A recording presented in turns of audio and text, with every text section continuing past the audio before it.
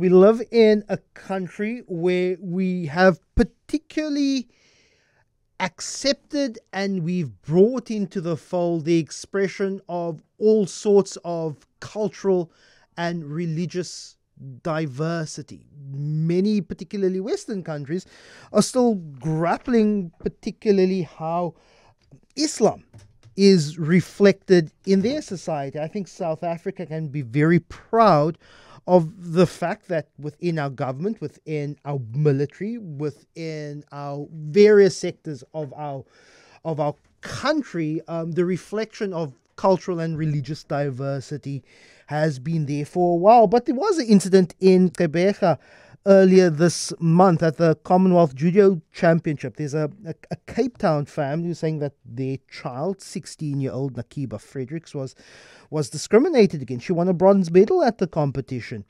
And when the family decided that she would not remove her headscarf, Naqeebah was made to accept her medal next to the podium.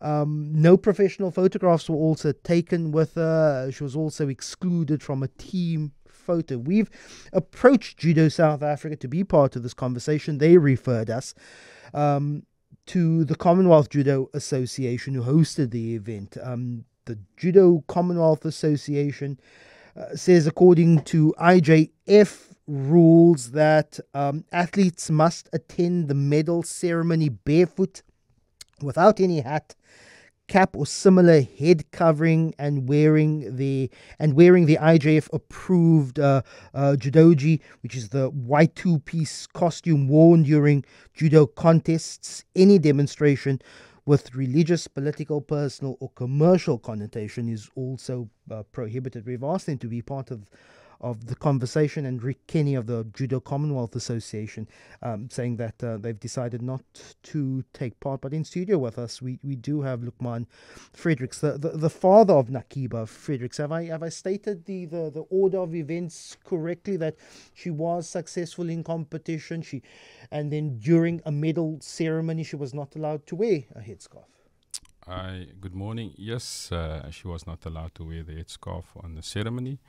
There's just one thing there I need to point out. She was in the team photo on the podium with the headscarf. All right? So that is the only correction there. With regards to what we've been sent from Judo Commonwealth Association, that rules are quite clear. Section 8.10, award ceremonies, about wearing head covering, and that it's within the rules of the IJF that whoever goes for a medal gets awarded without head covering. So in the Commonwealth Information Pack, that's actually the rules for the Commonwealth. There was no reference made to the IJF rules for the ceremony. However, they did make a reference to other areas, to IJF rules where they will apply it. Right? So the Commonwealth rules for the podium, she actually complied to that rules. So she didn't go against that rules. Right? That's the one thing. When we had the gripe with the officials, there was one official that tried to help us. His name is Breitenbach. He was the only guy that was trying to help us to try and get her onto the podium, but he was unsuccessful. Then we spoke to the sports director, and then she pulled up the IJF rules. She didn't pull up the Commonwealth rules for the tournament. She pulled up the IJF rule. Now, if you read that specific rule there, it says approved judoki. So when she showed me that, I said, but are the athletes using approved judokis? And she was reluctant and dismissive. She didn't want to answer that. But before we could continue, before I answered her, I asked about 5 times until she said, no, they're not wearing approved judokis. Llewellyn Titus is a legal analyst who's dealt with a number of these cases. I understand that British judo has an updated policy with regards to head coverings, and that they say that they have implemented a rule that they cannot be discriminatory when it comes to head coverings. It would go against the laws of the UK with regards to discrimination based on religious or cultural dress. Your thoughts on this case? Firstly, good morning, Lester, and good morning to your listeners. I do agree with that. I had a look at those documents and policies as well. If you take the South African within the South African context, right? Any rule that we apply within a public entity, whether it's at work, whether it's in sport, right, must be balanced against our constitution, right? And Naqeebah's right to religious freedoms and practices is entrenched in the constitution as a fundamental right. It's not a qualified right, right? So any rule that goes against the constitution and against religious freedoms is discriminatory by nature. So the rule has no place in our society today. When we look at the broader context of society as well, outside of judo, is that we drive for inclusivity instead of exclusivity, right? And these rules that operate to exclude some and include others must be balanced against the Constitution, even in terms of the limitations clause. Luqman, did Naqeebah fight? Did she participate with covering? No. Initially, when we started judo, we fought with head covering, and then as we progressed, they stopped us from fighting with head covering. They said it was dangerous.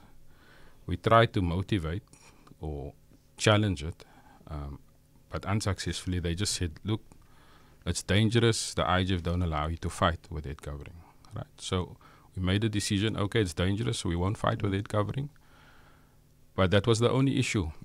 At all tournaments, be it local, be it provincial, at the SA Open last year, SA Open this year, she podiumed with a headscarf on. So what was normal for us that she podiumed with a headscarf. So under South African judo competition rules, completely accepted. Yeah. But if it is a event organized by Judo Commonwealth, essentially, if we were to, Llewellyn, maintain the full prescripts of our constitution in Judo South Africa, then the event would not be able to take place in South Africa if we were to enforce South Africa's constitution in this. I don't think the event will be blocked in its entirety, but definitely an issue around a discriminatory rule like this. If they persist in the rule, it will affect the legitimacy of the event, in my view. Right? I've watched. I've have a growing interest in combat sports, and I've particularly been interested in mixed martial arts. I've seen women in Saudi Arabia fight in sports hijab with head covering.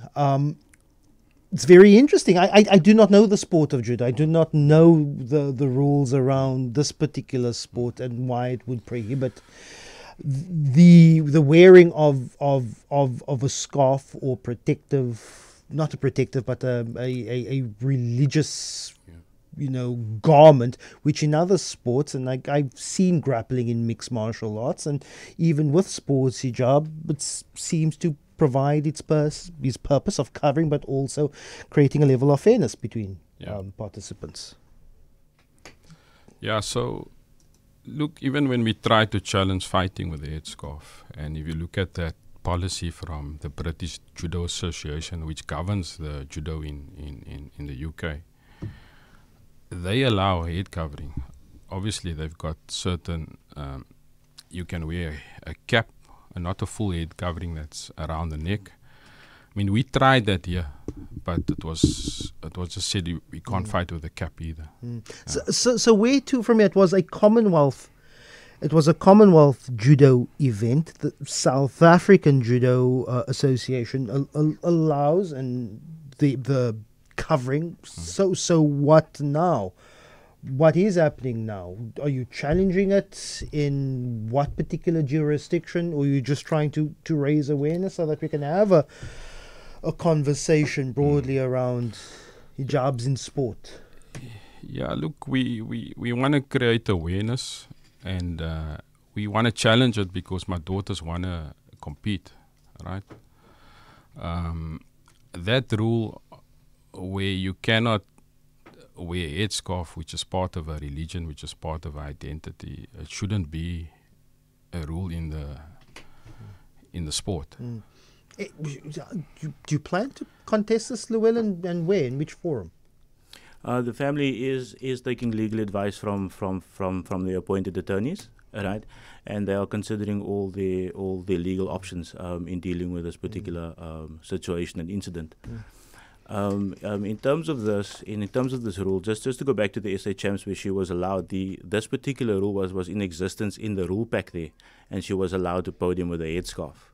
What we find here is that you have this discriminatory rule alive and well being applied in the Commonwealth, right, by an official, right? So it's more than just adjusting the rule; it's adjusting the application of the rule. When the rule exists, even if it's not applied, it is still discriminatory in nature, and it has to be dealt with appropriately. Llewellyn Titus, advocate, Luqman Fredricks, father of Naqeebah Fredricks. Really appreciate your time.